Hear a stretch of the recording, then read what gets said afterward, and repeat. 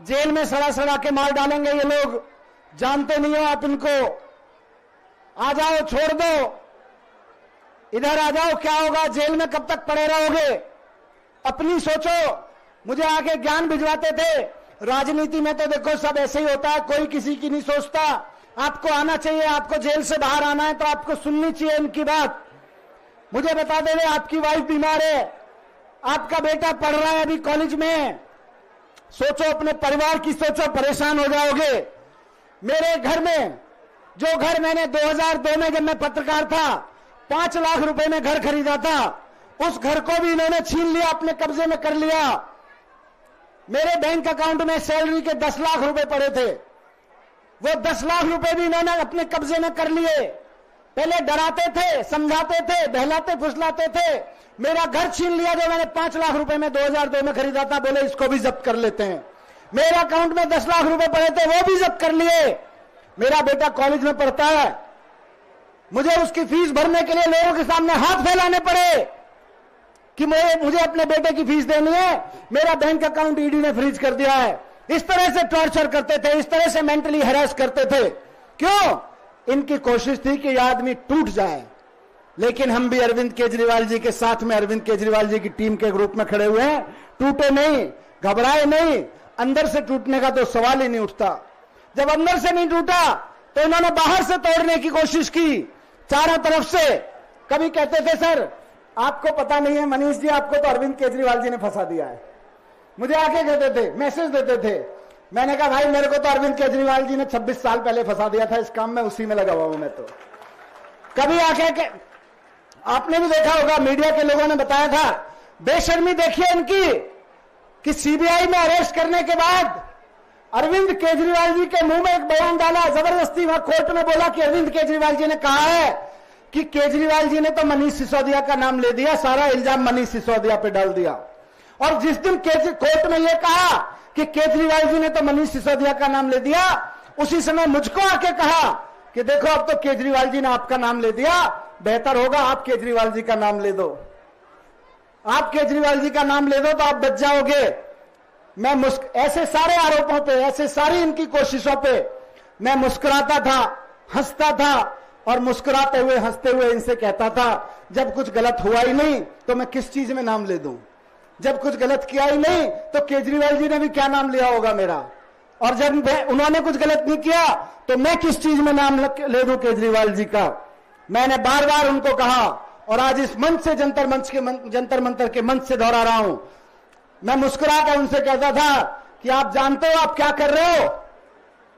जो लोग मैसेज लेके आते थे मेरे पास इनका, मैं उनको कहता था आप जानते हो आप क्या कर रहे हो, आप लक्ष्मण को राम से अलग करने की कोशिश कर रहे हो। मैंने इनको कहा, भाजपा वालों को जवाब दिया कि आप लक्ष्मण को राम से अलग करने की कोशिश कर रहे हो। कोशिश करना मत, कोई दुनिया के किसी रावण में ताकत नहीं है कि लक्ष्मण को राम से अलग कर सके।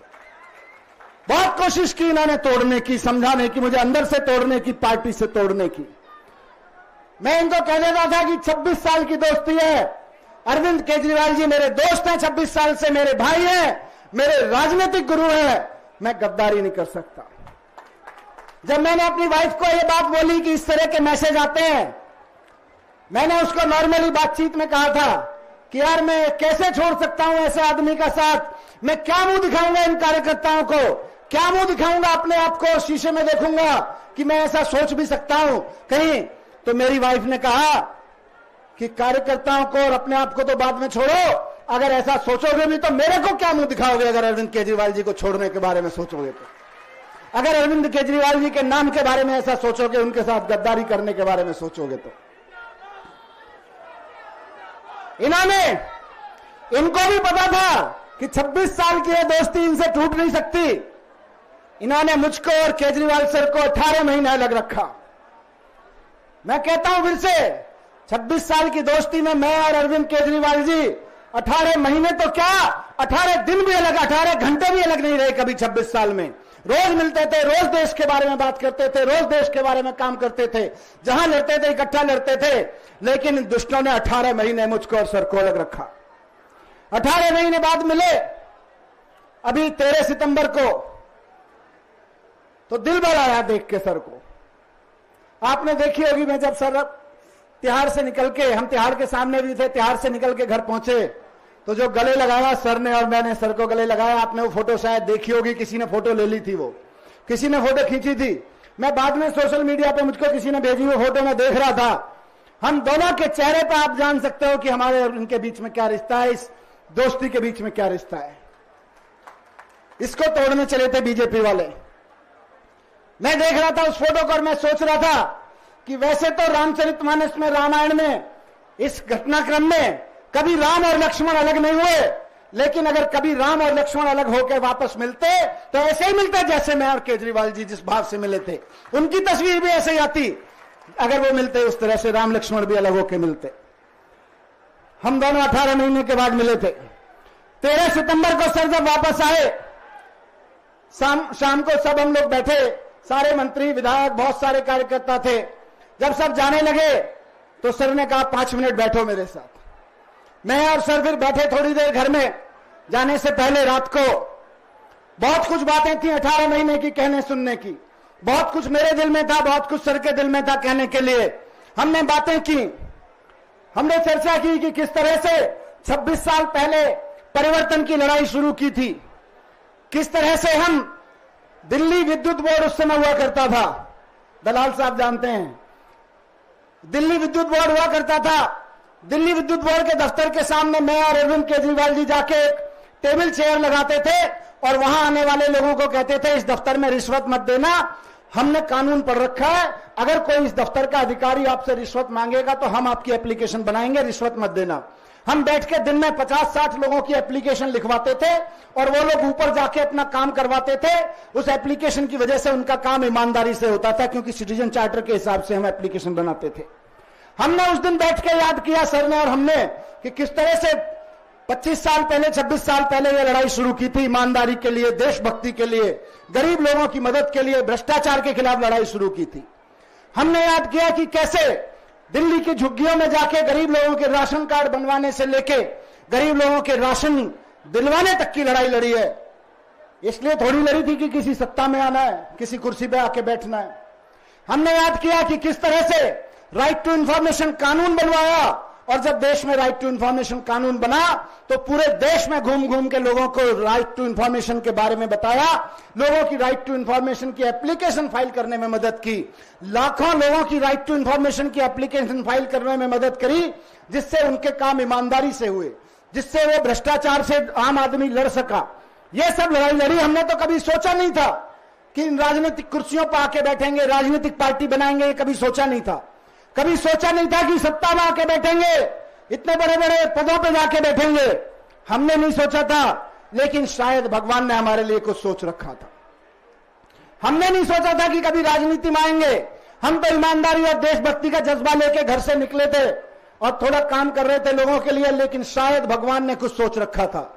भगवान के सोचे हुए के मुताबिक, भगवान के दिए हुए के मुताबिक मुख्यमंत्री बने, मैं मंत्री बना, दिल्ली में काम किया, लोगों के स्कूल बनवाए, अस्पताल बनवाए, यूनिवर्सिटीज बनवाई बच्चों के लिए, स्टूडेंट्स के लिए, ईमानदारी से काम किया। दिल्ली का बजट 30,000 करोड़ से बढ़ के 75,000 करोड़ रुपए पहुंचा दिया ईमानदारी से काम करते हुए। और जब दिल्ली का बजट बढ़ा तो उस बजट से जो पैसा मिला, सर ने कहा कि दिल्ली के लोग टैक्स दे रहे हैं, ईमानदारी से टैक्स इकट्ठा हो रहा है, अब इसको वापस जनता को देंगे। तो बिजली फ्री हो गई, पानी फ्री हो गया, बस यात्राएं फ्री हो गई, तीर्थ यात्राएं फ्री हो गई, अनऑथराइज कॉलोनियों में, मोहल्लों में इतनी सारी सड़कें बन गई, इतनी सारी बसें आ गई जो कभी नहीं आई, 24 घंटे बिजली आने लगी। क्यों? क्योंकि ईमानदारी से काम किया और देशभक्ति से काम किया। मैं जब जेल से बाहर आया उस दिन रात को बैठे हुए हमारी और सर की बात हो रही थी। मैंने सर को बताया, केजरीवाल जी को, कि किस तरह से मैं जनता में जा रहा हूं, 1 महीने पे से पदयात्रा में जा रहा हूं और किस तरह से मदद मिल रही है। वहां से लोग प्यार कर रहे हैं, लोग कह रहे हैं कि ये गलत किया भारतीय जनता पार्टी वालों ने, ये केजरीवाल जी के साथ गलत किया, ये केजरीवाल जी को रोकना चाहते हैं। मैंने कहा सर, आपसे जनता बहुत प्यार करती है, आपका मान सम्मान और प्यार आपके प्रति बढ़ रहा है जनता के बीच में। केस तो झूठा था ही, जमानत तक तो था ही केस, ये सारा केस जमानत तक था, ये हमारी चर्चा हुई।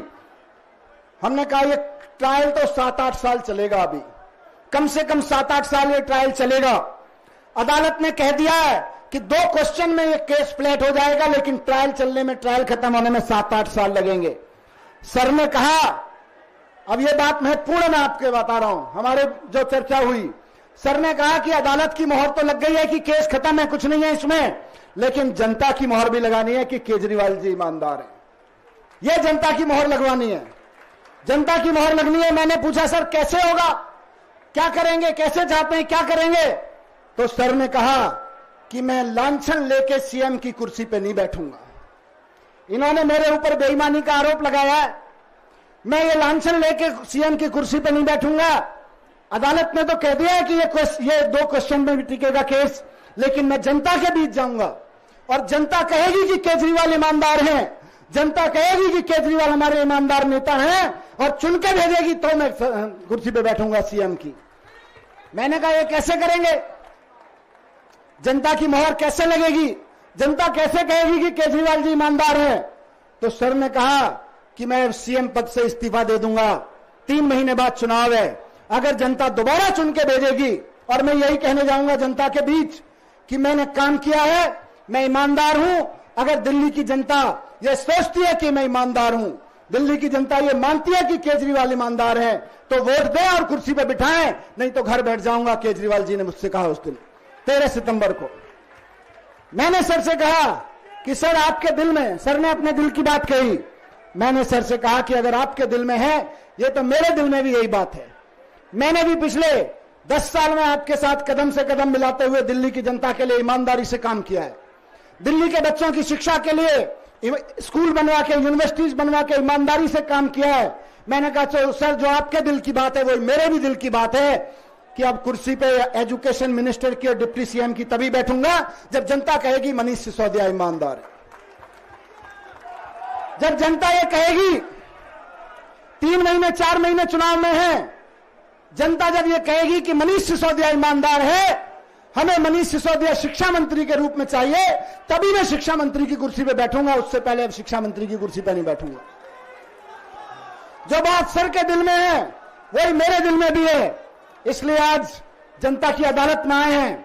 आज से अगले 3 महीने 4 महीने जनता की अदालत में रहेंगे, अरविंद केजरीवाल जी के साथ कदम से कदम मिला के चलते रहेंगे और जनता की अदालत में जाके जनता के फैसले का इंतजार करेंगे।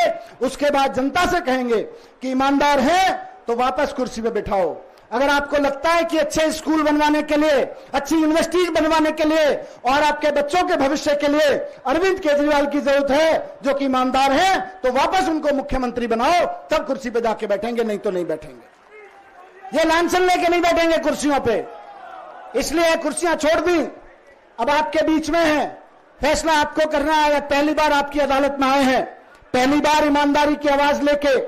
देश के इतिहास में अरविंद केजरीवाल जी पहले ऐसे नेता हैं जिनकी 2-2 राज्यों में सरकारें हैं, लेकिन मुख्यमंत्री पद का पद छोड़ दिया, मुख्यमंत्री नहीं रहे कि नहीं जनता के बीच जाऊंगा, मैं भी जनता के बीच सर के साथ जाऊंगा और कदम से कदम मिलाते हुए जनता से एक कहूंगा। बस आखिरी बात मैं उन लोगों को कहना चाहता हूं जिन लोगों ने 17-18 महीने में, पिछले 2 साल में मुझको अंदर से तोड़ने की कोशिश की, बाहर से तोड़ने की कोशिश की, कि जब तक अरविंद केजरीवाल जी तानाशाही के रावण के खिलाफ ये लड़ाई लड़ते रहेंगे, राम बन के ये लड़ाई लड़ते रहेंगे, मैं लक्ष्मण बन के इनके साथ खड़ा रहूंगा।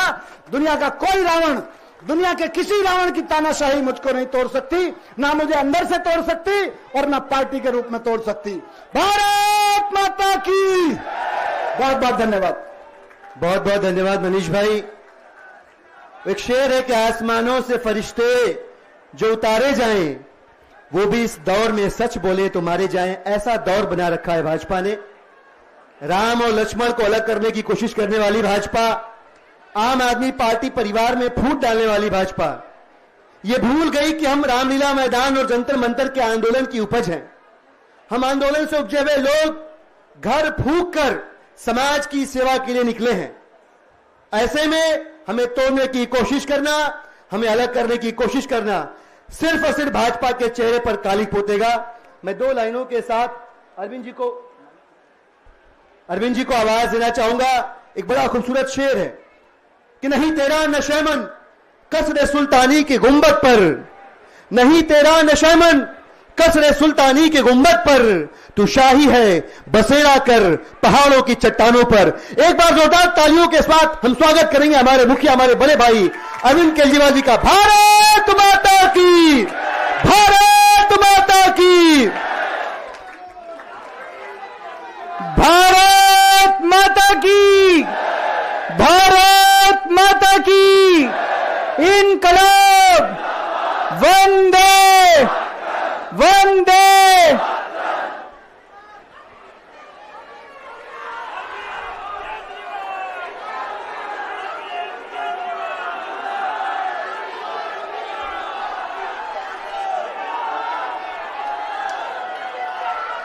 कैसे हैं आप लोग?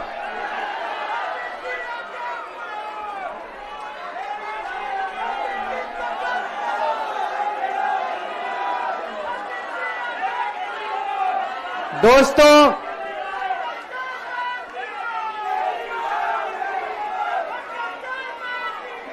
आज आप लोगों के बीच में आके बहुत अच्छा लग रहा है और आज यहां जंतर मंतर पे पुराने दिन याद आ गए। मेरे को आज भी याद है, तारीख भी याद है, 4 अप्रैल 2011 का दिन था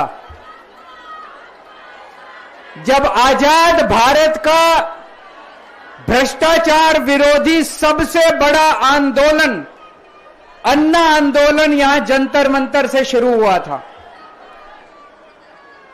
भ्रष्टाचार के खिलाफ आजाद भारत का सबसे बड़ा आंदोलन 4 अप्रैल 2011 को जंतर मंतर से शुरू हुआ था। 1.5-2 साल, कभी जंतर मंतर, कभी मुंबई, कभी रामलीला मैदान। लेकिन उस वक्त की सरकार भी बहुत अहंकारी थी, उन्होंने हमारी बात नहीं मानी, चैलेंज करते थे, चुनाव लड़के दिखाओ, जीत के दिखाओ, चुनाव लड़के दिखाओ, जीत के दिखाओ, कहते थे ना। हम तो छोटे से लोग थे, हमें तो चुनाव लड़ना नहीं आता था और चुनाव लड़ने के लिए पैसा चाहिए, गुंडे चाहिए, आदमी चाहिए। हमारे पास तो ना पैसा था, ना आदमी थे, ना गुंडे थे, हम चुनाव कैसे लड़ते? पर वो बार बार कहते थे चुनाव लड़के दिखाओ, चुनाव लड़के दिखाओ। हम भी चुनाव लड़ लिए और देखो जनता ने हमको जिता दिया। पहली बार में दिल्ली में आम आदमी पार्टी की सरकार बन गई।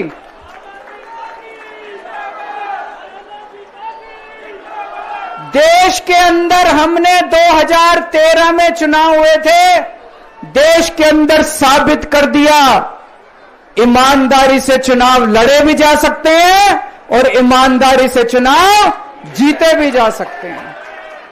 जब हम चुनाव लड़े थे उन दिनों में तो ये कहते थे सारे पार्टी वाले, अरे इनकी तो जमानत जब्त होएगी, केजरीवाल की जमानत बच जाए चाहे।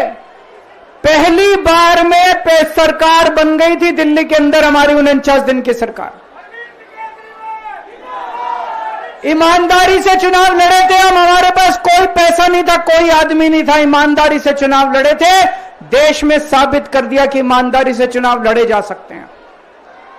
पिछले 10 साल से दिल्ली के अंदर हम लोग सरकार चला रहे थे, ईमानदारी से सरकार चला रहे थे, ईमानदारी से पैसे सरकार के बचा रहे थे और ऐसी ऐसी सुविधाएं दी हमने जनता को जो कोई कल्पना भी नहीं कर सकता। बिजली 24 घंटे कर दी, बिजली फ्री कर दी, बिजली पानी फ्री कर दिया, महिलाओं के लिए बसों का किराया मुफ्त कर दिया, बुजुर्गों के लिए तीर्थ यात्रा कर दी, शानदार अस्पताल मोहल्ला क्लिनिक बना दिए, लोगों का इलाज मुफ्त कर दिया, शानदार स्कूल बना दिए, लोगों की शिक्षा शानदार कर दी, बच्चों को भविष्य दे दिया। 10 साल ईमानदारी से काम किया। मोदी जी को लगने लगा कि अगर इनसे जीतना है तो इनकी ईमानदारी पे चोट करो, इनको बेईमान साबित करो। तो प्रधानमंत्री जी ने एक षड्यंत्र रचा। उन्होंने षड्यंत्र रचा, केजरीवाल को बेईमान साबित करो, मनीष सिसोदिया को बेईमान साबित करो, आम आदमी पार्टी को बेईमान साबित करो। और षड्यंत्र रच के इन्होंने हमारे सारे बड़े बड़े नेताओं को एक एक करके जेल में डाल दिया। दोस्तों, अब हम जेल से बाहर आ गए और जेल से बाहर आने के बाद मैंने इस्तीफा दे दिया। आपके मन में यह चल रहा होगा कि केजरीवाल ने इस्तीफा क्यों दिया। मैंने इस्तीफा इसलिए दिया क्योंकि मैं ये सब करने के लिए, गंद करने के लिए नहीं आया था। मैं भ्रष्टाचार करने के लिए नहीं आया था। मैं सत्ता का लालच, सत्ता की भूख नहीं है मेरे को सीएम की कुर्सी की भूख नहीं है। मैं पैसे कमाने नहीं आया। पैसे कमाने होते इनकम टैक्स कमिश्नर की नौकरी करता था। उस नौकरी में जितने करोड़ों रुपए चाहता मैं कमा सकता था। पैसे नहीं कमाने, देश के लिए आए थे, भारत माता के लिए आए थे, देश की राजनीति बदलने के लिए आए थे। दोस्तों,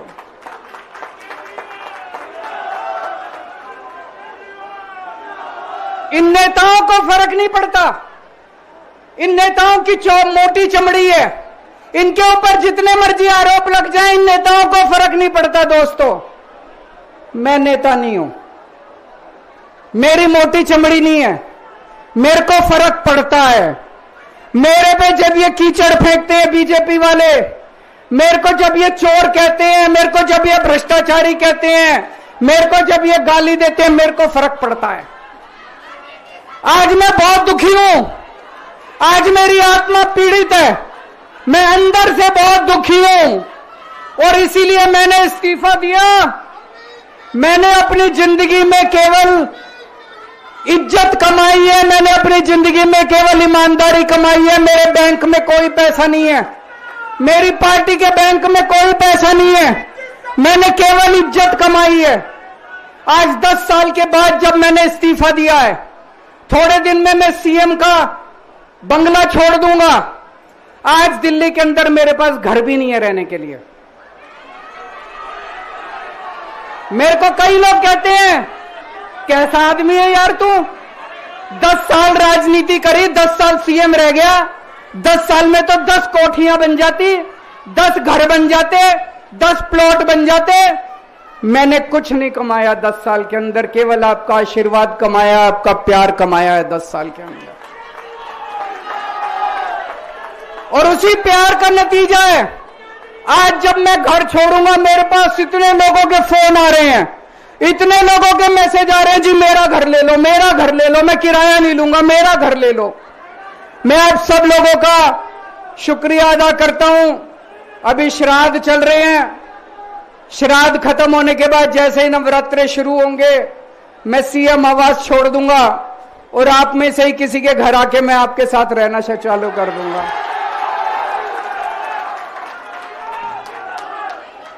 इन्होंने, मोदी जी ने हमारे ऊपर सबसे कठोर कानून लगाया, इस देश का ईडी का कानून, पीएमएलए। उसमें बेल भी नहीं मिलती, उसमें बेल भी नहीं मिलती, लेकिन केस फर्जी था। मैं शुक्रिया अदा करता हूं सुप्रीम कोर्ट का, उन्होंने हम सबको बेल दे दी, क्योंकि उनको भी पता था कि केस खत्म है, केस बेकार है। उन्होंने हम सबको बेल दे दी। लेकिन जैसे मैंने कहा, मैंने केवल ईमान, जब मैं जेल से आया, मैंने मन में सोचा था, जब तक कोर्ट मेरे को बाइज्जत बरी नहीं कर देता, मैं दोबारा कुर्सी पे नहीं बैठूंगा। लेकिन मेरे को वकीलों ने कहा, यह केस अभी 8 साल चल सकता है, 10 साल चलेगा, 15 साल चलेगा। यह केस का कोई भरोसा नहीं है, यह केस अभी बहुत लंबा चलेगा। तो मैंने तय किया, मैं अपनी जनता की अदालत में जाऊंगा, जनता से पूछूंगा कि जनता मेरे को बताए कि मैं बेईमान हूं कि मैं ईमानदार हूं। मैं दाग के साथ नहीं जी सकता। दाग के साथ काम करना तो दूर की बात है, मैं इस दाग के साथ में जी भी नहीं सकता, मैं जिंदा भी नहीं रह सकता। मैं आपसे पूछना चाहता हूं, अगर मैं बेईमान होता क्या मैं दिल्ली में बिजली फ्री कर सकता था? दिल्ली में बिजली फ्री करने के 3,000 करोड़ रुपए लगते हैं। अगर मैं बेईमान होता ये 3,000 करोड़ रुपए खा जाता। बिजली फ्री करने की क्या जरूरत थी? अगर मैं बेईमान होता क्या मैं महिलाओं का किराया फ्री करता? क्या जरूरत थी फ्री करने की? पैसे खा जाता सारे। अगर मैं बेईमान होता क्या आपके बच्चों के लिए स्कूल बनवाता? सारे पैसे खा जाता। अगर मैं बेईमान होता आपका इलाज मुफ्त करता? पैसे खा जाता सारे। इन लोगों की 22 राज्यों में सरकार है, 22 राज्यों में कहीं बिजली फ्री नहीं है। तो चोर कौन है? इनकी 22 राज्यों में सरकार है, कहीं महिलाओं का किराया फ्री नहीं है। तो चोर कौन है?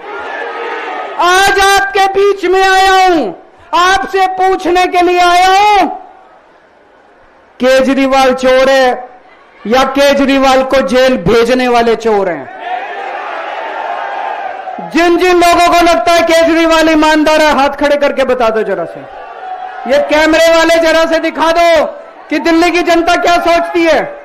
जिन जिन लोगों को लगता है कि मोदी जी ने केजरीवाल के खिलाफ गंदा राजनीतिक षड्यंत्र रचा था, जिन जिन लोगों को लगता है कि मोदी जी ने केजरीवाल के खिलाफ बहुत बुरा षड्यंत्र रचा था, हाथ खड़े कर दो सब लोग।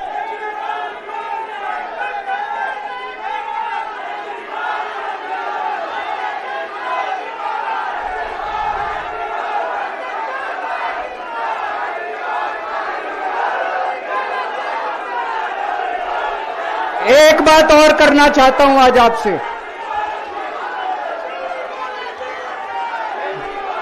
एक बात और करना चाहता हूं, बड़े ध्यान से सुनना। एक बात और बहुत जरूरी बात है, सारे जने बड़े ध्यान से सुनना। ये आरएसएस वाले कहते हैं हम राष्ट्रवादी हैं, आरएसएस वाले कहते हैं हम देशभक्त हैं। आज मैं पूरे सम्मान के साथ, आरएसएस के प्रमुख हैं श्री मोहन भागवत जी, मैं पूरे सम्मान के साथ मोहन भागवत जी से 5 प्रश्न पूछना चाहता हूं और आपका समर्थन चाहता हूं। अगर मैं कोई गलत प्रश्न पूछूं तो बता देना, और सही प्रश्न पूछूं तो मैं आपसे हाथ खड़ा करवा के पूछूंगा। मेरा पहला प्रश्न है मोहन भागवत जी से। जिस तरह मोदी जी देश भर में लालच देके या ईडी और सीबीआई की धमकी देके, डरा के दूसरी पार्टी के नेताओं को तोड़ रहे हैं, पार्टियां तोड़ रहे हैं, सरकारें गिरा रहे हैं, क्या यह देश के लिए सही है? मैं मोहन भागवत जी से पूछना चाहता हूं, क्या आप नहीं मानते कि यह भारतीय जनतंत्र के लिए हानिकारक है? पूछना चाहिए कि नहीं पूछना चाहिए मोहन भागवत जी से? मेरा दूसरा प्रश्न है उनसे, देश भर में सबसे भ्रष्टाचारी नेताओं को मोदी जी ने अपनी पार्टी में शामिल करवा लिया।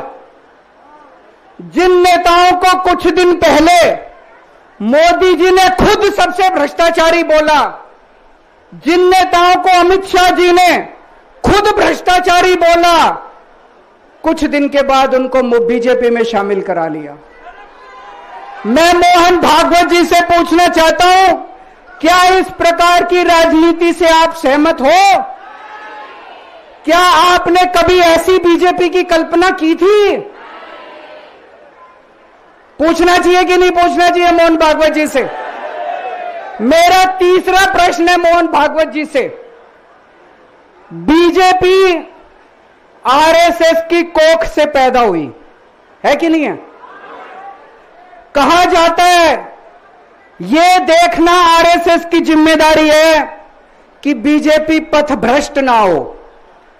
मैं मोहन भागवत जी से पूछना चाहता हूं, क्या आप आज की बीजेपी के इन कदमों से सहमत हैं? क्या आपने कभी मोदी जी से यह सब ना करने के लिए बोला? मोहन भागवत जी बताएं, कि क्या आपने मोदी जी को ये सब गलत हरकतें करने से रोका कभी? पूछना चाहिए नहीं पूछना चाहिए? मेरा चौथा प्रश्न है मोहन भागवत जी से। जेपी नड्डा जी ने लोकसभा चुनाव के दौरान उन्होंने कहा कि बीजेपी को अब आरएसएस की जरूरत नहीं है। आरएसएस बीजेपी की मां समान है कि नहीं है? क्या बेटा इतना बड़ा हो गया कि मां को आंखें दिखाने लग गया? क्या बेटा इतना बड़ा हो गया कि आज मां को आंखें दिखाने लग गया? जिस बेटे को पाल पोस के बड़ा किया, जिस बेटे को प्रधानमंत्री बनाया, आज वो बेटा पलट के मां को अपनी आंखें दिखा रहा है। मातृतुल्य संस्था आरएसएस, आज वो बेटा अपनी मातृतुल्य संस्था को आंखें दिखा रहा है। मैं मोहन भागवत जी से पूछना चाहता हूं, जब नड्डा जी ने ये कहा तो आपके दिल पे क्या गुजरी, आप जरा बताइए इस देश को। क्या आपको दुख नहीं हुआ? मैं आरएसएस के हर कार्यकर्ता से पूछना चाहता हूं, जब नड्डा जी ने कहा कि हमें आरएसएस की जरूरत नहीं है, क्या आरएसएस के हर कार्यकर्ता को दुख नहीं हुआ? मेरा पांचवा प्रश्न मोहन भागवत जी से मैं कहना चाहता हूं, आप ही लोगों ने मिलकर कानून बनाया था कि 75 साल के होने पे कोई भी व्यक्ति रिटायर होगा। इस कानून के तहत आडवाणी जी को रिटायर कर दिया, मुरली मनोहर जी जैसे बड़े बड़े नेताओं को रिटायर कर दिया, बीसी खंडूरी जी को रिटायर कर दिया, कलराज मिश्र को रिटायर कर दिया, शांता कुमार को और पता नहीं कितने लोगों को रिटायर कर दिया। अब अमित शाह जी कह रहे हैं कि यह नियम मोदी जी पे लागू नहीं होगा। तो मैं मोहन भागवत जी से पूछना चाहता हूं, क्या आप इससे सहमत हो कि जो नियम आडवाणी जी पे लागू हुआ वो मोदी जी पे लागू नहीं होना चाहिए? आप ये पूछना चाहते हैं कि नहीं पूछना चाहते? पूरा देश आज मोहन भागवत जी से ये प्रश्न पूछना चाहता है। एक और बात रखना चाहता हूं मैं, प्रश्न के रूप में नहीं है। आज हमारे देश के अंदर शिक्षा व्यवस्था का बहुत बुरा हाल है। जिनके पास पैसा है वो अपने बच्चों को प्राइवेट स्कूलों में भेज देते हैं, जिनके पास पैसा नहीं है वो मजबूरी में सरकारी स्कूलों में भेजते हैं। 75 साल के अंदर सरकारी स्कूलों का बेड़ा गर्क कर दिया हर सरकार ने इस देश के अंदर। लेकिन ऊपर वाले की कृपा है कि ऊपर वाले ने इस देश को एक मनीष सिसोदिया दे दिया। 75 साल के बाद इस देश में एक ऐसा शख्स आया जिसने गरीबों के बच्चों को भविष्य की एक उम्मीद दी। एक रिक्शे वाले का बेटा, मजदूर का बेटा, किसान का बेटा, जिसे कोई उम्मीद ही नहीं बची थी कि मेरे बच्चे बड़े होकर कुछ बन सकते हैं, आज उनके बच्चों को अच्छी शिक्षा देकर मनीष सिसोदिया ने उनको उम्मीद दी है। ऐसे मनीष सिसोदिया को प्रधानमंत्री मोदी जी ने 2 साल जेल में रखा। मनीष सिसोदिया की जिंदगी उसकी अपनी जिंदगी नहीं है। मनीष सिसोदिया की जिंदगी देश की जिंदगी है।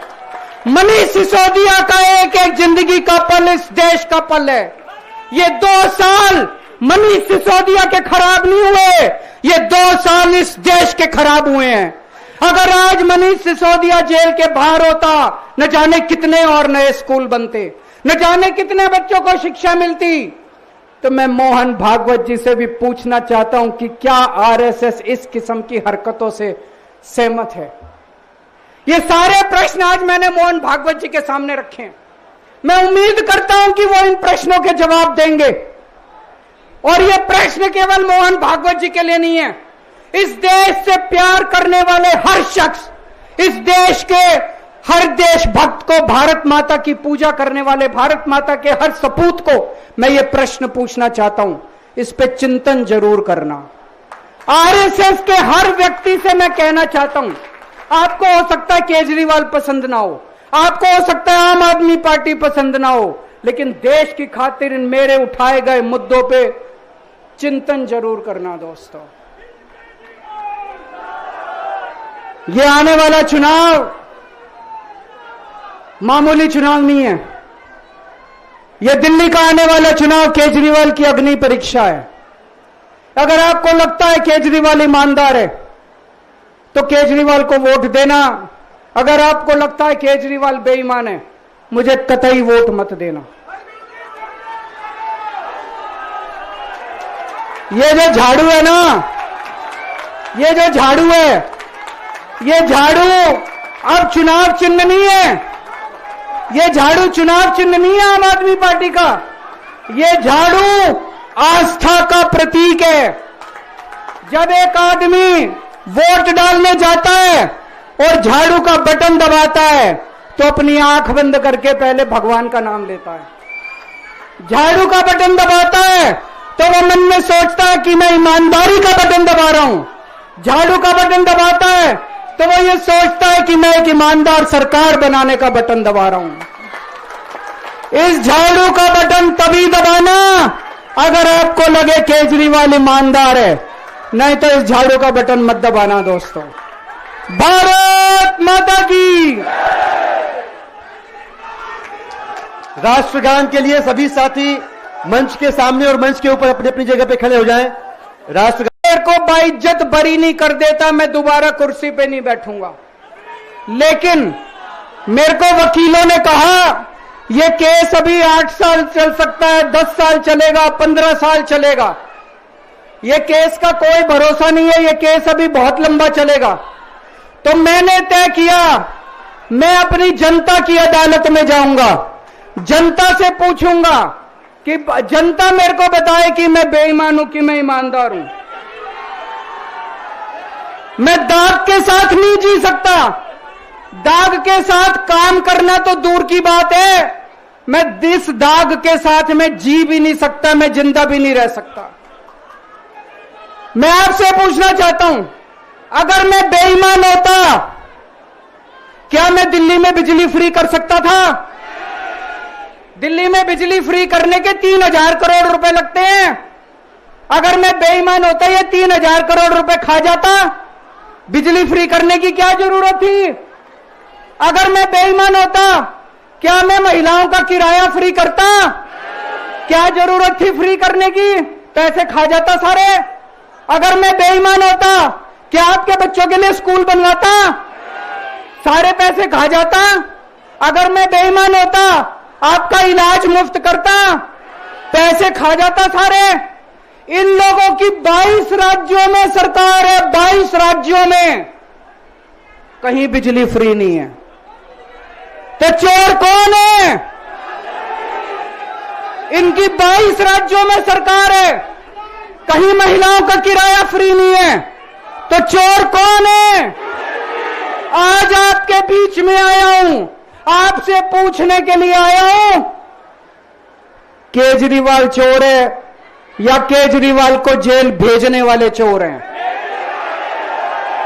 जिन जिन लोगों को लगता है केजरीवाल ईमानदार है, हाथ खड़े करके बता दो जरा से।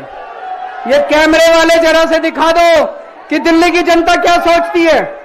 जिन जिन लोगों को लगता है कि मोदी जी ने केजरीवाल के खिलाफ गंदा राजनीतिक षड्यंत्र रचा था, जिन जिन लोगों को लगता है कि मोदी जी ने केजरीवाल के खिलाफ बहुत बुरा षड्यंत्र रचा था, हाथ खड़े कर दो सब लोग।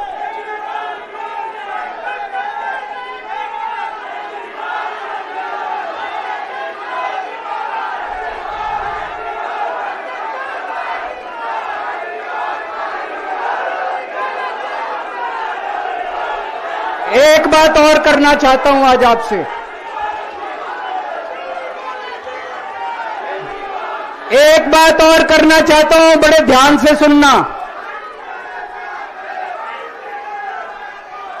एक बात और बहुत जरूरी बात है, सारे जने बड़े ध्यान से सुनना।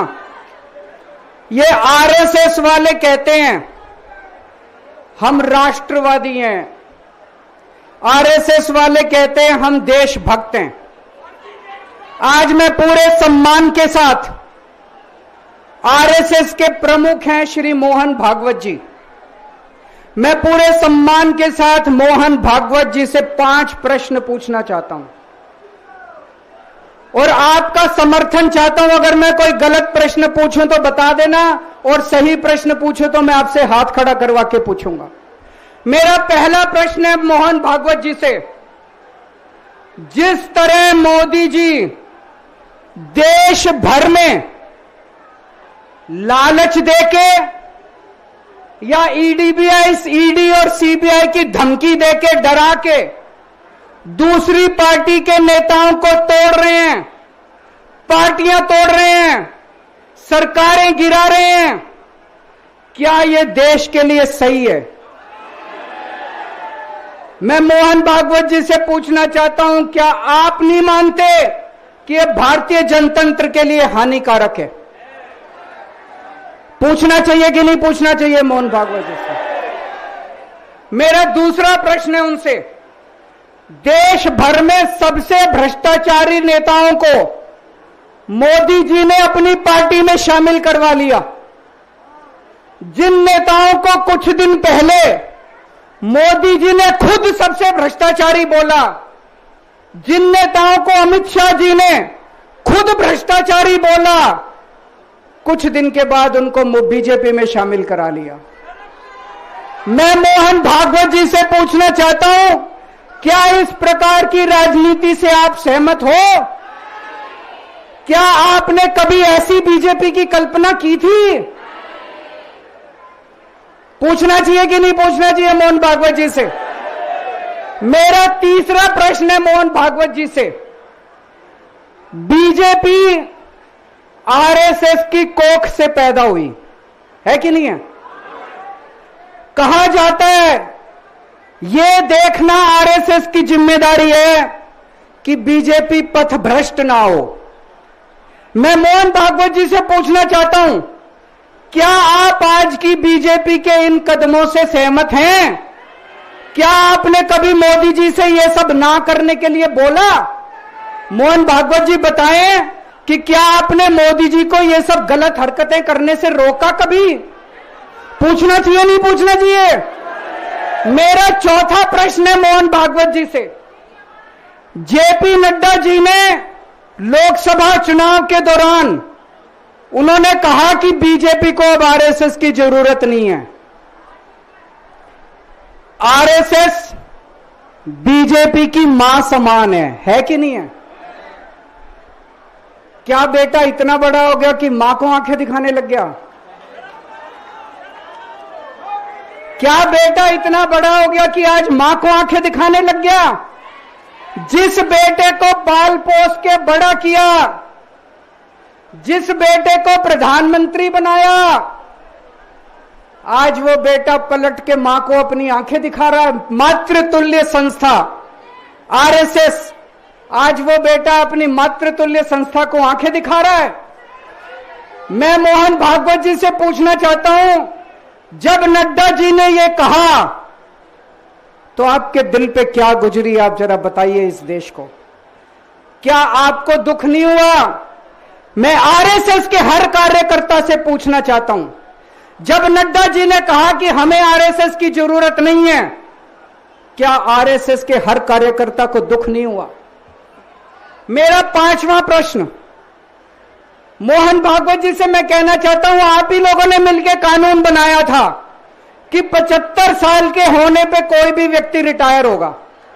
इस कानून के तहत आडवाणी जी को रिटायर कर दिया, मुरली मनोहर जी जैसे बड़े बड़े नेताओं को रिटायर कर दिया, बीसी खंडूरी जी को रिटायर कर दिया, कलराज मिश्र को रिटायर कर दिया, शांता कुमार को और पता नहीं कितने लोगों को रिटायर कर दिया। अब अमित शाह जी कह रहे हैं कि यह नियम मोदी जी पे लागू नहीं होगा। तो मैं मोहन भागवत जी से पूछना चाहता हूं, क्या आप इससे सहमत हो कि जो नियम आडवाणी जी पे लागू हुआ वो मोदी जी पे लागू नहीं होना चाहिए? आप ये पूछना चाहते हैं कि नहीं पूछना चाहते? पूरा देश आज मोहन भागवत जी से ये प्रश्न पूछना चाहता है। एक और बात रखना चाहता हूं मैं, प्रश्न के रूप में नहीं है। आज हमारे देश के अंदर शिक्षा व्यवस्था का बहुत बुरा हाल है। जिनके पास पैसा है वो अपने बच्चों को प्राइवेट स्कूलों में भेज देते हैं, जिनके पास पैसा नहीं है वो मजबूरी में सरकारी स्कूलों में भेजते हैं। 75 साल के अंदर सरकारी स्कूलों का बेड़ा गर्क कर दिया हर सरकार ने इस देश के अंदर। लेकिन ऊपर वाले की कृपा है कि ऊपर वाले ने इस देश को एक मनीष सिसोदिया दे दिया।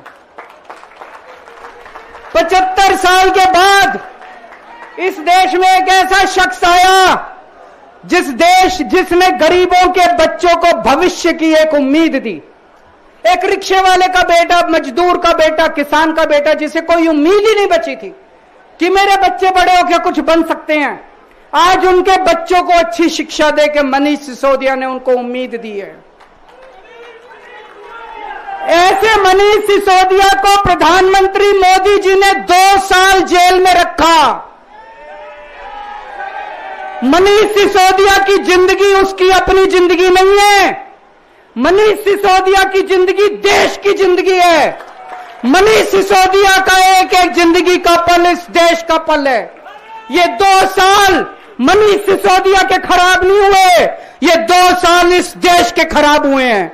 अगर आज मनीष सिसोदिया जेल के बाहर होता, न जाने कितने और नए स्कूल बनते, न जाने कितने बच्चों को शिक्षा मिलती। तो मैं मोहन भागवत जी से भी पूछना चाहता हूं कि क्या आरएसएस इस किस्म की हरकतों से सहमत है? ये सारे प्रश्न आज मैंने मोहन भागवत जी के सामने रखे हैं। मैं उम्मीद करता हूं कि वो इन प्रश्नों के जवाब देंगे। और ये प्रश्न केवल मोहन भागवत जी के लिए नहीं है। इस देश से प्यार करने वाले हर शख्स, इस देश के हर देशभक्त को, भारत माता की पूजा करने वाले भारत माता के हर सपूत को मैं ये प्रश्न पूछना चाहता हूं। इस पे चिंतन जरूर करना। आरएसएस के हर व्यक्ति से मैं कहना चाहता हूं, आपको हो सकता है केजरीवाल पसंद ना हो, आपको हो सकता है आम आदमी पार्टी पसंद ना हो, लेकिन देश की खातिर मेरे उठा